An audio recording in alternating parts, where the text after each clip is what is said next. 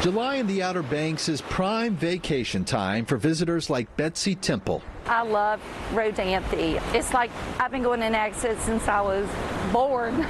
Temple booked her Airbnb in Rodanthe. She didn't plan to have a direct view of the ocean, but Mother Nature made one for her. When I looked at this house in the winter, we had, a house on either side of our view of the ocean, and unfortunately now they're gone. But we pretty much have an oceanfront view now.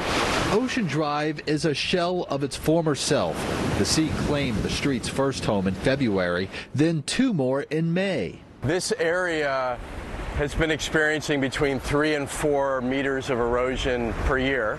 Dave Halleck has watched the beach shrink for years. He's the superintendent of the Cape Hatteras National Seashore, where much of the debris from those homes washed ashore in a mangled mess, chewed up and spit out by the Atlantic Ocean.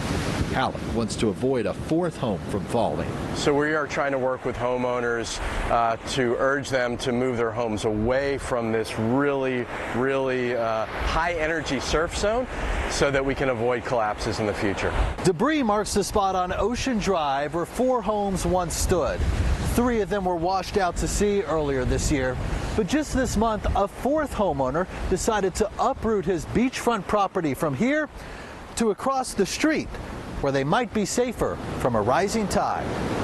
It's expensive. Everything is working against the homeowner, and it's sad to say. Dare County Commissioner Danny Couch says homeowners have limited options. He says insurance companies will no longer pay to proactively relocate a home in danger. It appears that there are no options until there's a catastrophic event with your house. They'll pay out when your house collapses.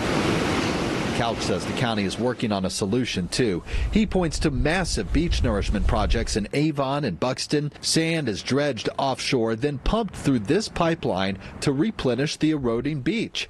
It's a fix for now, but Couch says these beaches will need renourishment every 5 years. Right now, it's sustainable.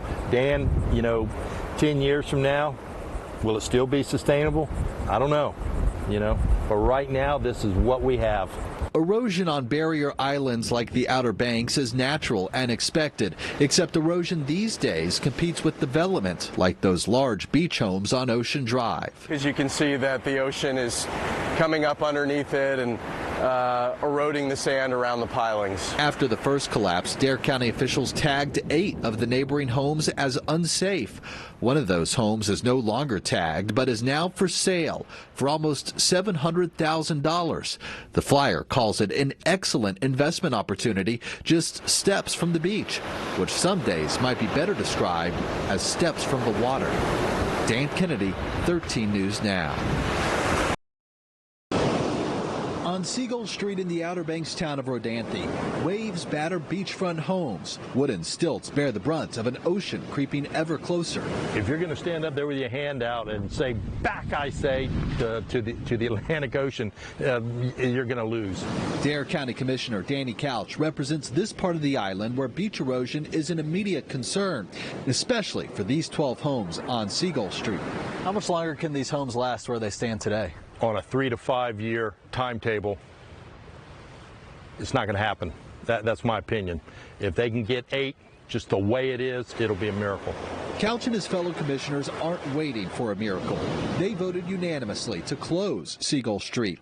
That allows the 12 homeowners to move their houses further inland, around 100 feet or so, giving them an extra buffer between their homes and the raging Atlantic.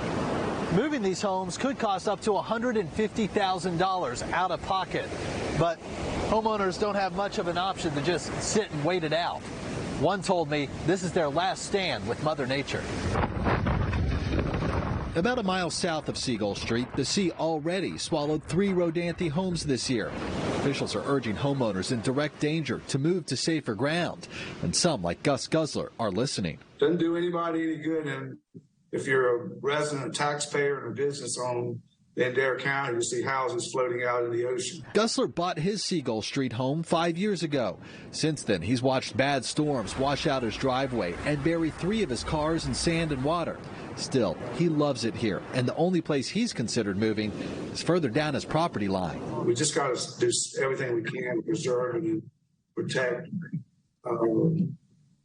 the great thing that we've got down here. And I mean, there's no place to go after this. Once we get houses moved back, this is it. Gusler wants to move his home back 140 feet, connect his driveway to NC-12, and plant some vegetation. He hopes it buys another decade or two in his home. Is this just kicking the can down the road and delaying the inevitable? Yes, this is kicking the can and delaying the inevitable. There's a freight train out here called the Atlantic Ocean, and if you're going to be on the railroad track, expect the express to come through your living room on a regular basis. In this Rodanthe neighborhood, homeowners dream of more time by the sea, knowing nothing is guaranteed when their backyard is the ocean. Dan Kennedy, 13 News Now. And the homeowners are still working out the details of moving their homes. We're told the houses likely won't get moved until January at the earliest.